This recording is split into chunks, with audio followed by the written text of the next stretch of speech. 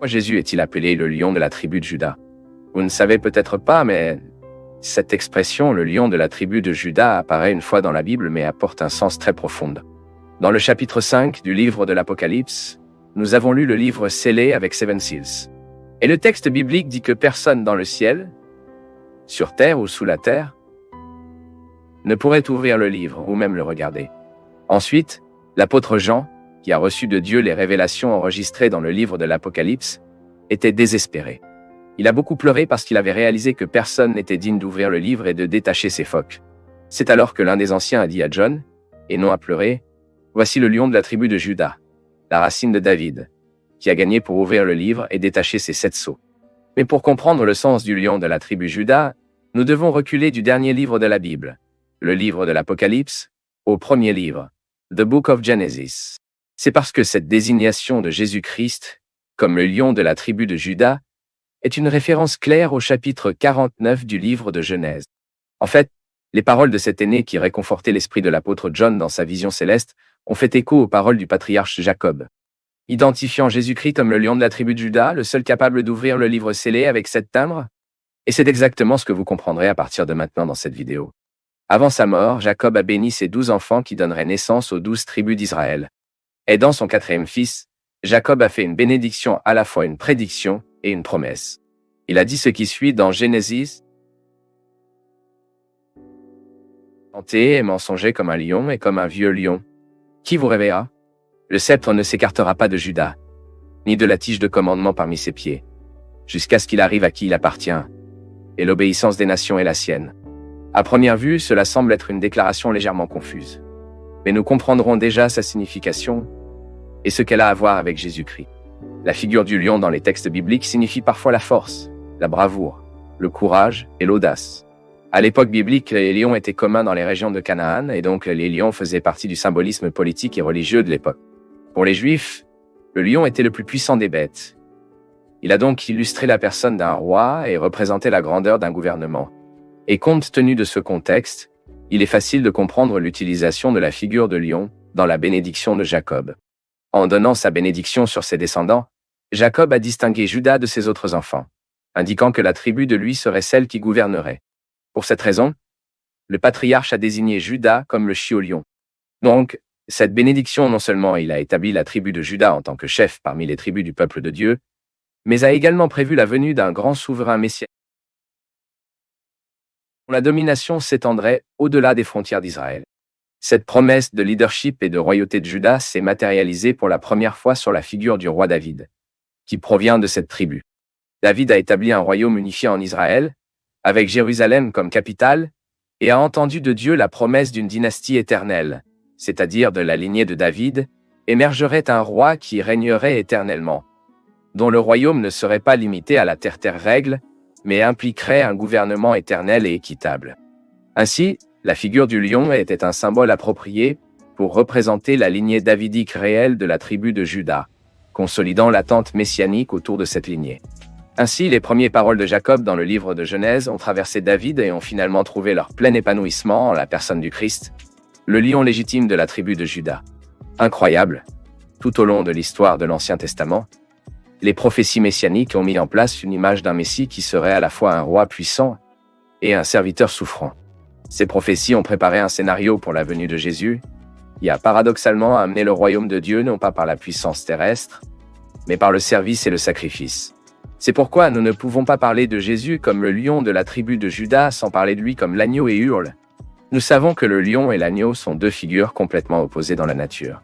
L'un est un symbole de férocité, de bravoure, de puissance, de force, de domination, tandis que l'autre est un symbole de douceur, de soumission, de douceur. Mais comment pouvons-nous comprendre le fait que Jésus est en même temps Léo et l'agneau? Pour répondre à cette question, nous devons considérer la façon dont les promesses messianiques ont été tenues en Jésus.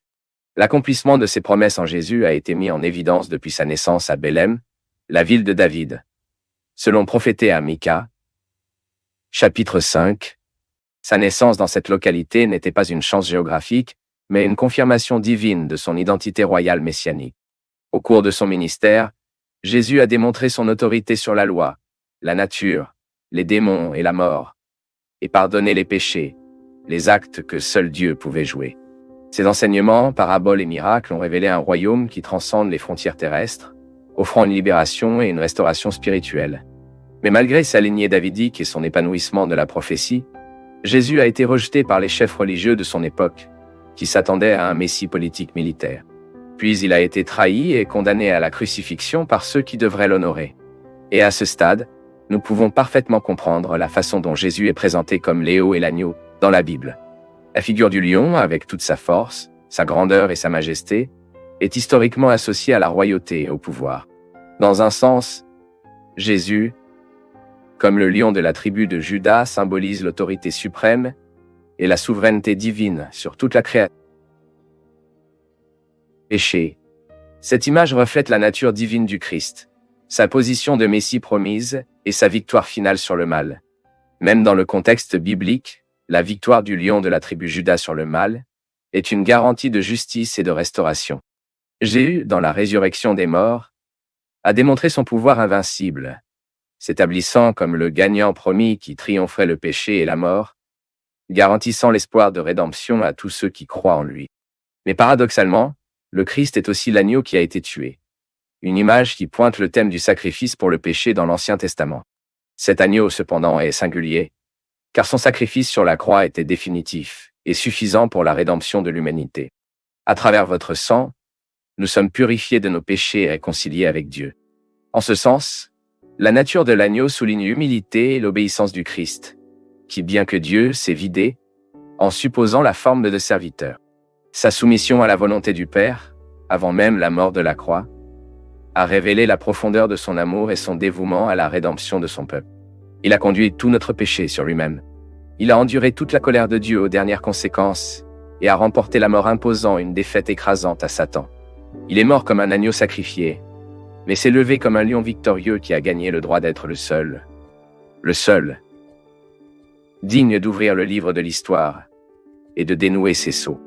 Jésus-Christ gouverne l'univers selon le décret éternel du Père et son gouvernement ne prendra jamais fin. Et compte tenu de la façon dont le Christ est présenté dans la Bible, comme le lion de la tribu de Juda, soulignant également sa royauté, nous pouvons mieux comprendre certaines caractéristiques de sa personne et de son travail. Par exemple, l'autorité et le pouvoir de Jésus-Christ, symbolisés sur la figure du lion, sont des aspects centraux de son identité et mission.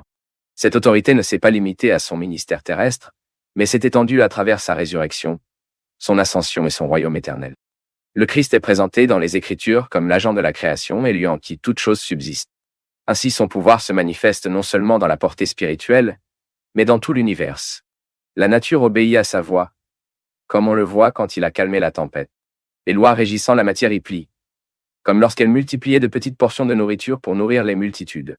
Jésus a également démontré l'autorité sur les démons, les expulsant de sa parole. Et cette autorité a mis en évidence le royaume de Dieu, envahissant la maîtrise de l'obscurité, annonçant la défaite finale du mal. Par conséquent, la croix était l'aboutissement du pouvoir et de l'autorité du Christ. C'est là que Jésus a triomphé sur le péché et la mort, s'offrant comme le sacrifice parfait pour l'humanité.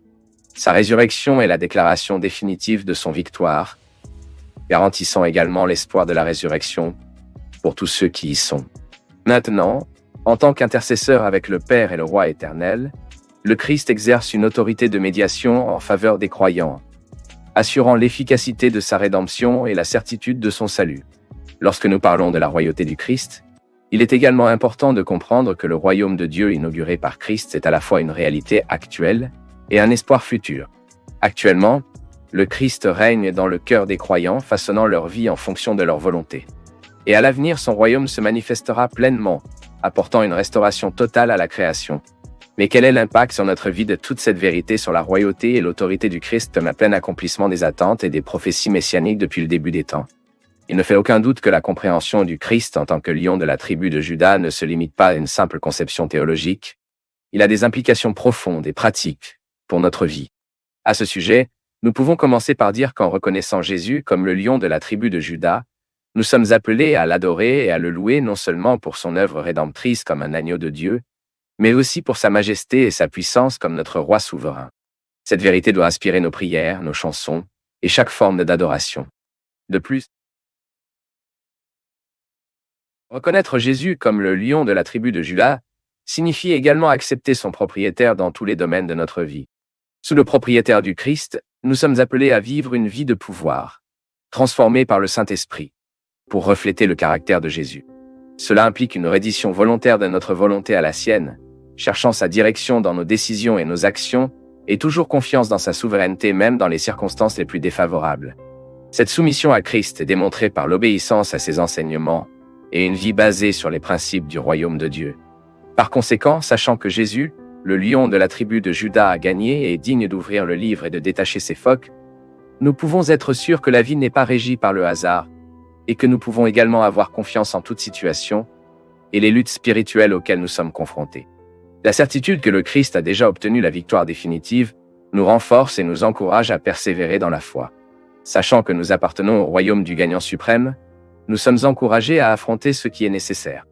De plus, l'image du Christ en tant que lion de la tribu de Juda nous rappelle l'espoir eschatologique que nous avons dans sa deuxième venue et dans l'établissement final de son royaume. Après tout, le livre de l'histoire est entre vos mains. Cet espoir doit motiver notre témoignage et notre proclamation de l'Évangile, partageant avec les autres la certitude de la rédemption et la victoire finale que nous avons en Christ. Et enfin, reconnaissant que le gouvernement du lion de la tribu de Juda s'étend à tous les aspects de la création, nous sommes également appelés à promouvoir la justice, la paix et la réconciliation en notre environnement, reflétant ainsi les valeurs du royaume de Dieu à travers nos vies. Ainsi, pour conclure, nous pouvons dire que l'image du lion de la tribu de Juda, telle que révélée dans le livre de l'Apocalypse, indique non seulement le Christ, mais l'accomplissement des promesses messianiques, faites à la lignée de David et de la tribu de Juda. Aussi en tant que roi souverain qui a surmonté le péché, la mort et l'empire des ténèbres, et qui a le pouvoir de conduire l'histoire à son point culminant final. Maintenant, comptez ici dans les commentaires si vous connaissiez déjà le sens de Jésus appelé le lion de la tribu de Juda dans la Bible. Et partagez cette vidéo avec quelqu'un d'autre afin que ce message puisse construire d'autres vies. Et si vous voulez aussi grandir encore plus dans la connaissance de la parole de Dieu d'une manière profonde, détaillée et organisée, je vous invite à étudier la théologie avec nous de n'importe où entièrement en ligne via des leçons vidéo, des documents et un certificat. Je laisserai les informations dans description vidéo et premier commentaire.